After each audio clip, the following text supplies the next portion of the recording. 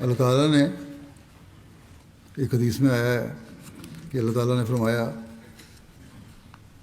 بندوں کو کہ میرے فلاں بندے نے تم پر احسان کیا تھا اور تم نے اس کا شکریہ ادا نہیں کیا. تو بندہ کہے گا اے اللہ احسان تو نے مجھ پر کیا تھا, میں نے تیرا شکریہ ادا کیا ہے اور کرتا ہوں.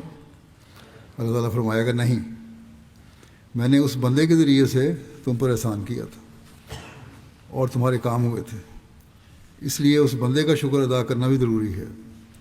بس اللہ تعالیٰ تو اپنے بندوں کے ان کاموں کی اس قدر قدر کرتا ہے جو اس کی خاطر کیے جا رہے ہوں کہ فرماتا ہے کہ ان کا شکریہ ادا کرو. اور ہم سے بھی یہی چاہتا ہے کہ ہم اللہ تعالیٰ کے بندوں کے شکر گزار بنیں, تاکہ پھر ایک ایسا ماحول پیدا ہو جو مکمل طور پر شکر گزاری کا ماحول ہو, جس میں ہر طرف سے شکر گزاری ہو رہی ہو. اور یہی چیز ہمیں ہمیشہ یاد رکھنی چاہیے.